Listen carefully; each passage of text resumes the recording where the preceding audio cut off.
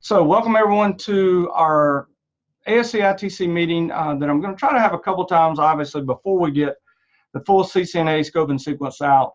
I know a lot of you are worried. I am also, I'm not worried, but I know there's a lot of angst and anxiety out there. So we're going to try to have these meetings to keep things clear for you and to just give you warm fuzzies about the changes that are taking place. One of the things I want to make sure is that I am going to go over the scope and sequence that was just released. We're going to go over it in detail together so that you know what we're going through. I'm also going to turn off my video because A, I'm too ugly to be in the video, and B, it will save some bandwidth. So some of both here. I will have a Q&A at the end that will be recorded because I'm sure the questions that you have will be questions that your individual peers will have.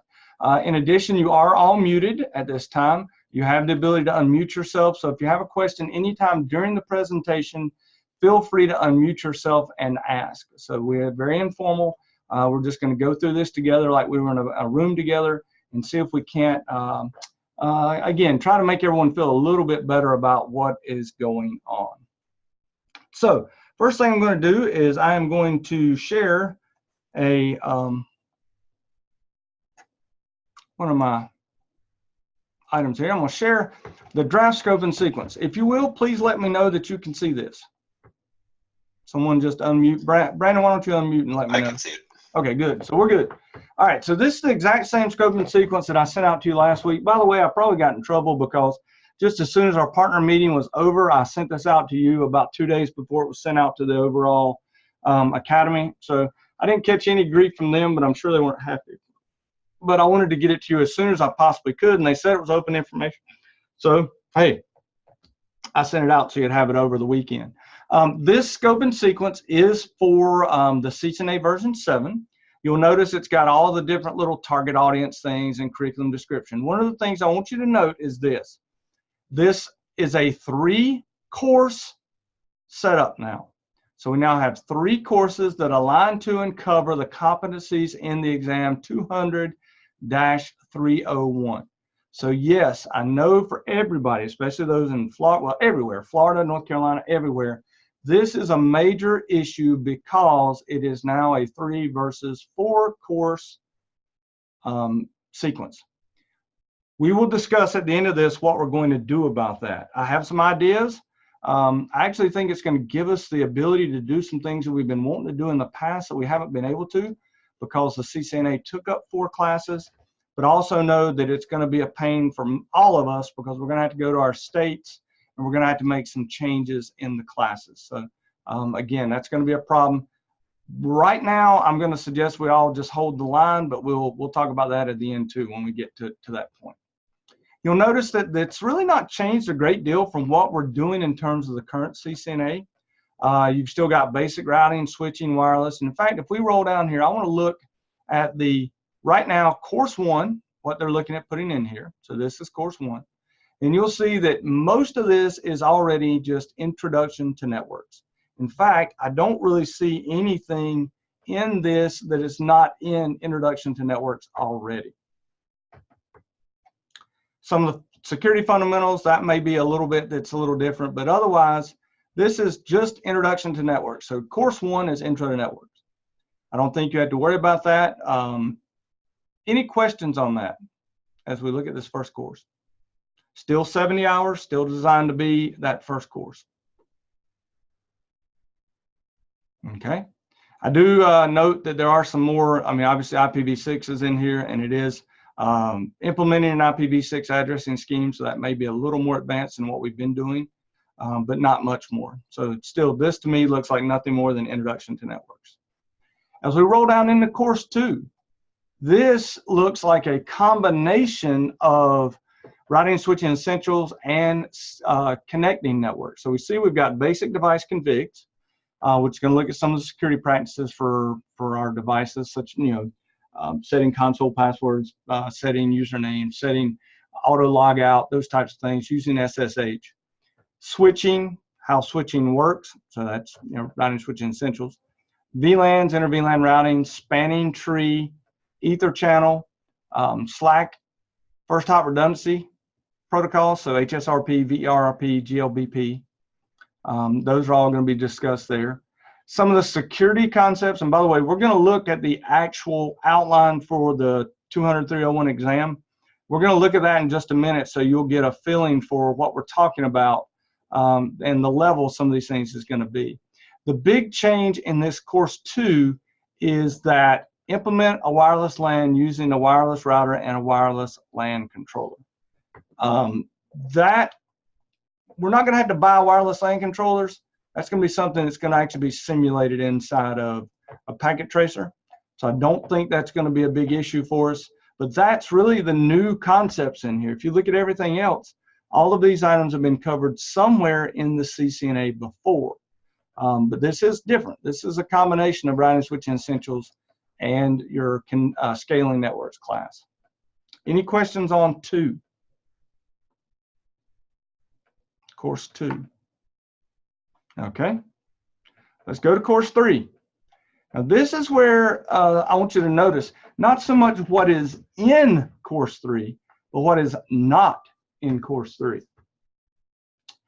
Single area OSPF concepts, single area OSPF configuration. Okay, so no multi-area OSPF. By the way, have you seen EIGRP anywhere? No. No. No EIGRP. It is not on the exam anymore.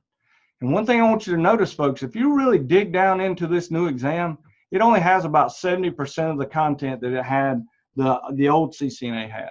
I really feel like this new CCNA is going to be much easier, and I think we'll have students be more successful passing it, which will then give us the opportunity to move them into some CCNP classes. But we'll just have to see how that's going to work. Okay. So VPN and IPsec concepts, quality of service concepts, network virtualization, there'll be a little bit of that. The network automation, honestly, if you've done the emerging technology workshop on using the REST APIs and using the EM APIC, the network automation part will probably be fairly easy for you. So you can actually prepare your students. By the way, there will be a bridging set of materials for your students. So your students who are taking right now the 4 courses, you will be able to integrate the bridging materials into the existing courses. I personally, here at Stanley Community College, we're probably going to just teach out through the 4th course through the end of next year. In other words, we're going to continue. We're right now teaching 125, which is Intro to Networks. We'll teach routing and switching essentials in the fall. We'll teach scaling networks with the bridging materials in the spring, and then connecting with the bridging materials in the spring.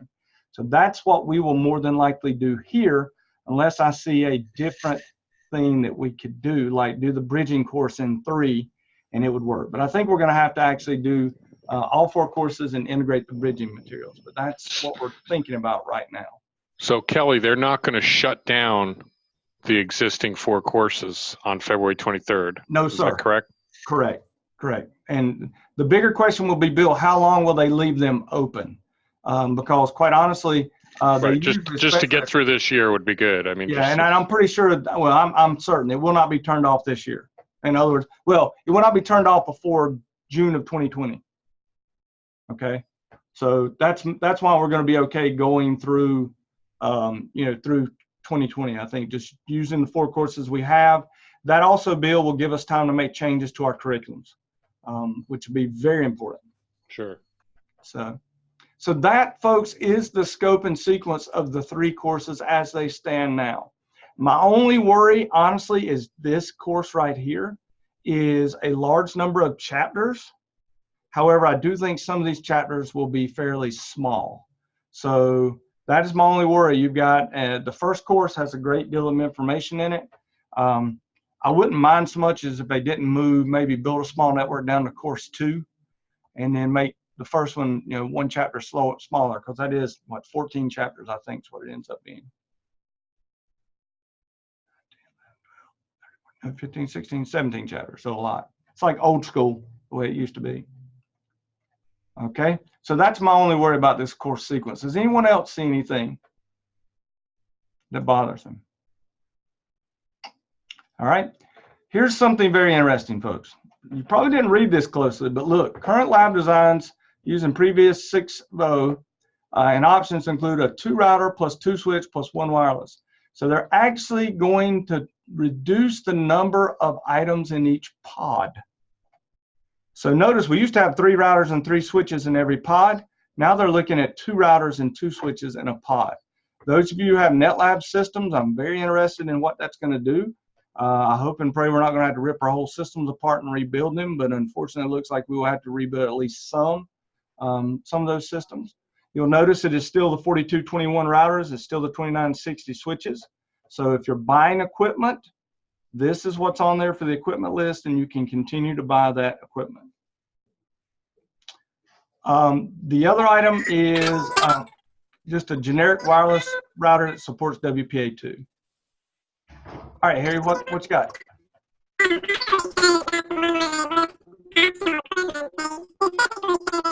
Harry, you sound like Mickey Mouse. Okay, I'm gonna mute. Try again. Nope, you still sound like Mickey Mouse. Or Alvin and the Chipmunks. Yeah, Alvin and Chipmunks. Actually, you're right. Alvin and Chipmunks more than Mickey Mouse. You look in chat, see if there's anybody. R2D2, yeah. Harry, yeah, try again. Let's see if we can get that. Will the students be eligible for the vouchers if we use P6? Nope, still the same, Harry. Like I said, you sound like Alvin and Chipmunks. Susan, I do not know the answer to that. I hope so. I think probably what they'll try to do is give, if you complete the bridging class, give a voucher there, but we'll have to see what they're going to do. That's a good question. I will take that back to Cisco and find out if we use version 6, will they get a voucher for 7? I'm actually going to suggest that they give a version 7 voucher. You do know the ICND1 is going to be left open just for Cisco Academy students only through June. But since ICND1 really is not going to equate to any certification, I'm not going to really suggest anybody takes it, quite honestly. I'm going to suggest they just go ahead and try to get a voucher for the new CCNA. Okay. Yeah, wireless printer, okay. That's a good point. Harry states, I'm excited because it calls for a wireless printer for the classroom. I finally can order a printer for the classroom and insist it's because of the new equipment requirement. You most definitely can. You can even actually see smartphones and tablets. You could say that you've got to have a couple new iPads and a couple new Android tablets to meet the classroom requirements. So, Jennifer Walker asks, will ICND2 be open through June as well? No, it will not. ICND1 only, not ICND2. So, all right, so you notice here we're using iOS XE. There will be Packet Tracer version 7. And then now it goes down in here and actually starts going through in-depth look at what's in every individual course. I'm not going to bore you to death, but if we do look through here, again, this is pretty much what we've already seen in the CCNA. What is a rule? Remember that little picture where they got 2 people talking to each other? Why are protocols necessary? Most of this is just going to be materials from the current introduction to networks put into this new framework, and that's it. Okay, especially for the first course, and really for the second course too. Let me get down here to the newer stuff where we got security. You know, why is it necessary? Vulnerabilities, mitigation techniques, so that's pretty easy. And building a small network. As we get into CCNA 2, you know, switching concepts, 4 domains, overviews of LANs, inter-VLAN routing, router on a stick. We've done all that 1,000 times before. Ether channel, DHCP-v4, DHCP-v6, Slack, so stateless auto configuration. Implement port security, so we've done that before. Configure DTP and native VLANs to mitigate VLAN attacks. This is, we've talked about DHCP snooping. We're actually going to configure DHCP snooping, which we do it in one lab, I believe. And then here's our wireless. So introduction to wireless standards, the components that make up a wireless infrastructure, wireless LAN operation, CAT-WAP operations, how to use multiple APs with a campus, configuration and management, channel management, threats, on down to remote sites, so how to figure out, you know, site surveys, those types of things. Using the wireless LAN controller GUI, to configure APs, using the skinny APs. And then we go down into our routing concepts and look at static routing and how static routes are processed, floating static routes, floating default routes, everything we've done in the past, folks. And we get to course 3, and actually this is even easier because it's single area OSPF only. Here's some security that's straight out of Sec 110 and stuff we've seen before. ACLs, okay. We're going to only configure standard and extended IPv4 ACLs, so nothing big there. Our normal NAT, okay. Not going to configure NAT for IPv6. We're going to describe NAT for IPv6. These verbs are very important. So describe the benefits of VPN technology. Here's QoS. So we're going to have to explain how it works and how it impacts quality. Determine minimal requirements, 64K for voice. Queuing algorithms, those types of things. We'll look at CDP, LLDP, SNMP, all the stuff we did in connecting networks. Network design, this is a little bit different here, but it's not that much different than what we talked about using hierarchical networks, oh my goodness, total brain fart. Core distribution and access layers. A little bit of virtualization, so look, explaining and describing how virtualization works. And then this is one that's going to be a little interesting. Describe automation, compare data format. So you got to look at a file and know if it's JSON, YAML, or XML. Understand how APIs work, and explain how REST works, and explain how this Cisco DNA Center enables intent-based networking, which I will say one of the cool things I did at Cisco Live was do some labs on DNA Center, which is a super cool product that's kind of the extension of what was Cisco Works years and years and years ago. But the problem is you only get it if you spend like $300,000 with Cisco to get the full DNA Center. So very few of us will ever work with it. And that's it. That is the scope and sequence. Before we go any further, I want to open this scope and sequence up for discussion. You can put it in chat, or you can, okay, good question, Anthony. The question is, has NetLabs released a timetable on their lab mapping? They have not. We have no information about a mapping. I'm hoping even if it's a 3-pod, 3-router setup, that you can map most of the labs to the map with ASA pod in the short term. But there has not been any timetable on that for mapping NetLabs to the new ones. Linda Johnson asks, because Cisco has not released the curriculum exactly. You got to think of it like this. If you're NDG, why build all the labs out right now and then they go back in and change the labs and then you have to build the labs again? You know, this is a scope and sequence. It is a draft. It could change. They could suddenly come back and say, no, we've got to have 3 routers and 3 switches. And then if you went through all the time to build the pods and you're NDG, you just wasted all that time. Harry asks, is there any need to push the changes to Net 125 at this time to the state? No. I would wait until we get a little more absolute confirmation of what's going to go on. Okay. Configure virtualization. Yep, that's fine. It's very similar to version 6 with just a few new pieces. Let me pull something else up for you real quickly, because I want you to look at something that, if you haven't looked at it, it's important that you look at it. Let me do a new share. All right, stop sharing first. Now I'm going to share again. All right, if you have not had a chance to look at this, you really need to go take a peek. This is the CCNA V7 exam objectives, 200-301. You'll notice there's 20% network fundamentals. There is 20% network access. So there's 40%. There's 25% IP connectivity. So we're at 65. 75 with IP services. All right, there's 90 with security fundamentals and 100% with automation and programmability. Can I send this to you? Yes, I can, but even better, I can show you where to go get it. It's easier for you to go use. All you got to do is go to Cisco.com, training and certifications. You can pull it down there. I'll show you how to get there in just a minute. But take a look at this, folks, okay? Many of the verbs have been changed on this test. It is no longer there's not as many configure. In fact, there's been a large number of verbs changed from configure to explain. So explain how a router works. Explain how switches work. Explain access points. Explain this. Describe 2-tier, 3-tier, spine leaf. By the way, spine leaf is a data center concept, if you don't know. WANs. Compare physical interfaces and cabling types. Identify interface and cable issues. So look at collisions, duplex mismatches, those types of things. Compare TCP to UDP.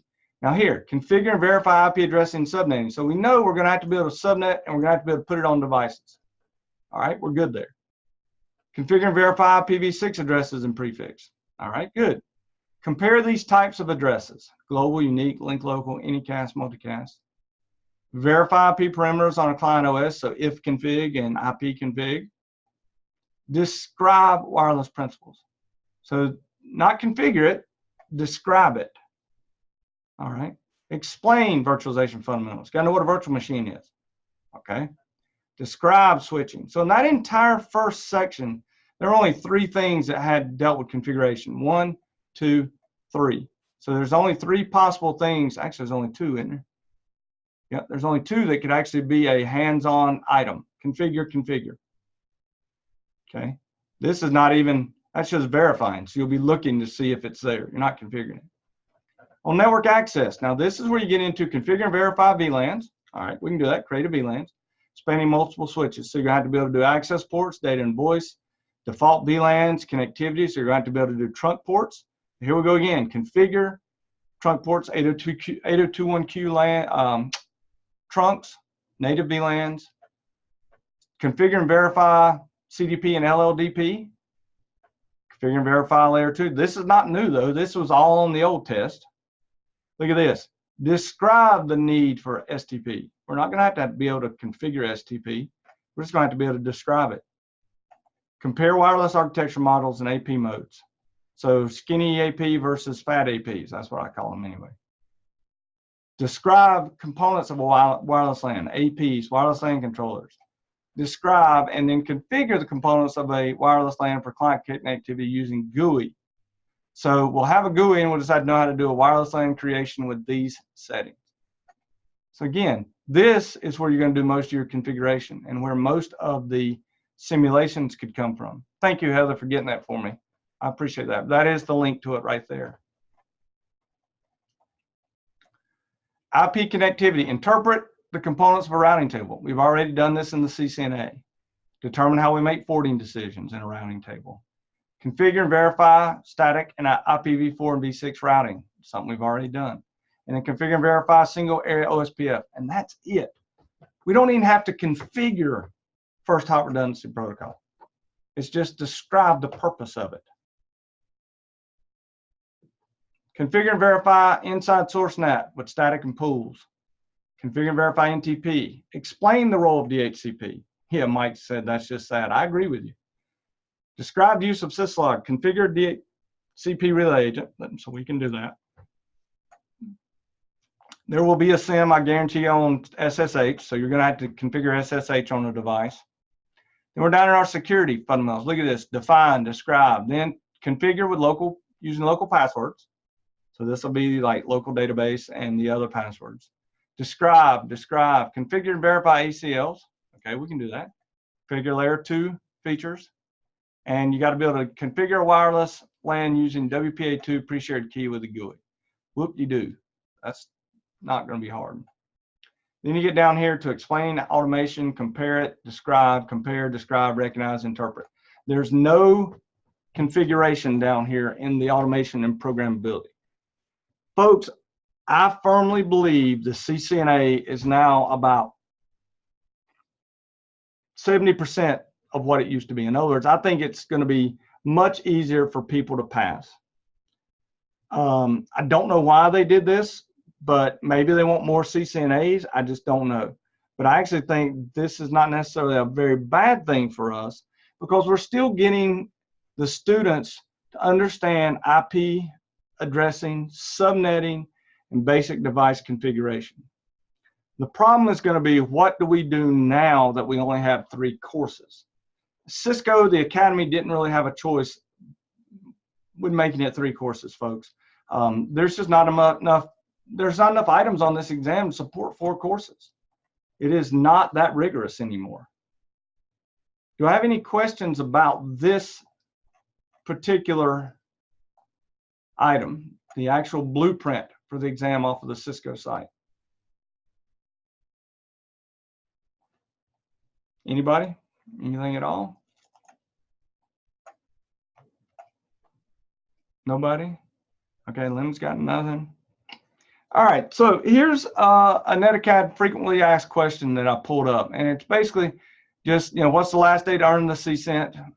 It's with the CCENT extended to July 2020. By the way, it is actually July 31st, 2020.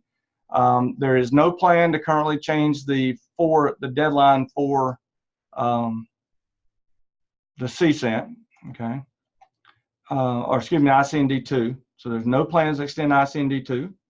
Okay.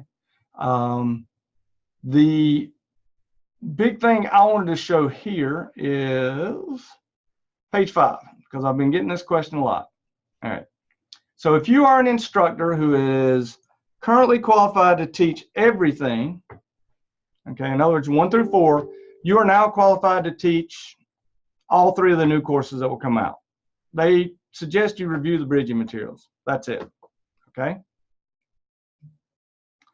If you've only had Intro to Networks, you will be able to teach CCNA 1 in the new V7, okay, and then you'll have to take 2 and 3. If you've had 1 and 2 V6, version 6, you'll be qualified to teach 1 and 2 in the V7. They're going to expect you to then review CCNA 2 V7 to review, and you'll have to take 3 to complete your coursework. If you've got the first 3, you're actually going to be able to go ahead and do all 3 of the new V7 courses. They're going to suggest you do the bridging courses. I'm suggesting that even if you've had the first 3, that this fall, you go ahead and take 4 so that you can knock that one out, and go ahead and take your CCNA and get that out of the way. So if you're an instructor that's had the first 3 courses, I still suggest you go ahead and finish up and take the last course at an instructor training center, be it ours or someone else's. Speaking of which, our instructor training courses do begin September 11th. We're offering all the CCNA, we're offering IT Essentials, and we're offering a CCNA CyberOps. So don't forget that if you're interested in trying to take instructor classes. So that's the big thing out of this I wanted to give to you, but I will email this out. Both these documents, that and that, the PDF and all, and also the draft's already been sent out, but I will email this back out for you as part of a MailChimp, which, by the way, if you have not been getting emails from the Academy Support Center, it's because I use MailChimp to send out my emails now. If it's going to your spam filter, you need to go and look in your spam filter and find it from MailChimp. It will be from me via MailChimp, but it is definitely, I am sending out those items and getting you information as fast as I possibly can and as soon as I know it. So are there any questions? That's 30 minutes of me yapping at you. So I would like to find out if you have any questions for me. And again, you can unmute yourself. You can type it into chat, your choice, but go ahead, and I'm going to open up now for any questions. I'm good. Any info, Bill asked, any info on the new CEU options to recertify? What Bill is talking about is Cisco certifications, not the Academy program, has made it now where you can earn CEUs instead of retaking the test. Bill, at this time, no, it is still there. And they're trying to figure out, last I checked, you would have to do an enormous amount of stuff at Cisco Live just to get 1 CEU. So I don't know if that's going to be a big option for us, but I haven't seen anything else on that. Mike, came in late. Any discussion how these classes map to state course descriptions? At this time, I pretty much believe that the new classes, the 1, 2, and 3, in the state of North Carolina will map to Net 125, 126, and 225. There is nothing to map to 226. I believe we're going to have to take 226 and consider making it Enterprise, CCNP Enterprise Core. If I do that, then I will go into a mode in the spring of trying to get you CCNP Enterprise Core instructor qualified for everybody that wants to do that in the state of North Carolina and any other state. In fact, I may try to write a grant to pay for your registration fees to see if we could do that, like I did for CCNA CyberOps one time. Yep. Yeah, I'd like to be able to do that, Andy. There's actually the possibility I can make that happen, so we'll see. How many of you, you got a yes and no button, how many of you consider using CCNP Enterprise Core for the 4th class as a good option? Hit your yes and no button. It's up there. You got 2 yeses so far. I mean, if you don't think so, hit no. Okay, we got a no. No problem. I mean, like I said, be honest.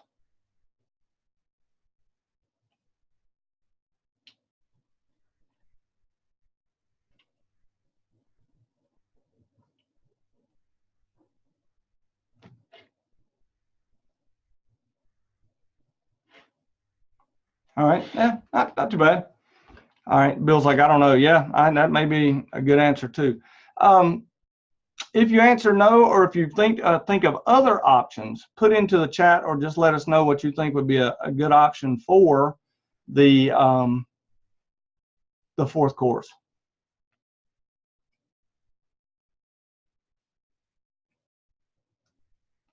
Anybody got any idea what they may want to do in that 4th course? Got an idea of troubleshoot course online? Yeah, that's possible. Linda Johnson says CCNA security. CCNA security is not going away, so that is an option. That is an option. Good point, Bill. You could use it for something else. Yeah. It could be, maybe that you want to actually go in and do some type of virtualization class or something to do with that. So, anybody else got any ideas of what they would think would be a good idea?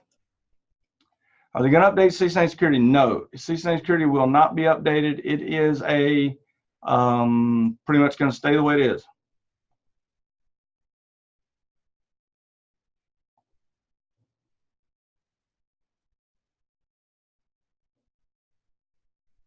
Anybody else? So no, they're not going to update it, unfortunately. Is CCNA? No, it is not. CCNA security is very different than CCNA CyberOps.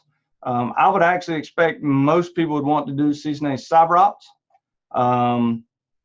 and they won't do CCNA CyberOps instead of CCNA security. And Heather made a good question. Do I expect it to be released on time in November?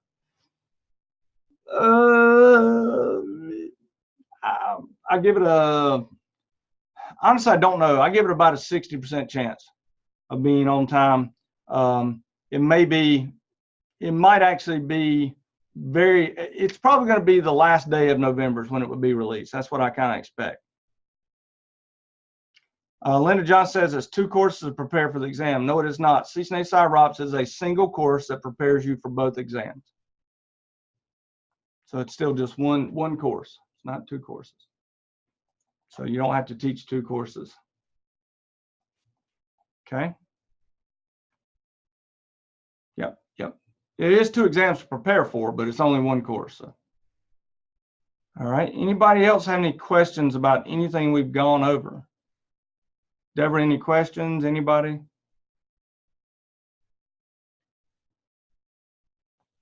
Okay.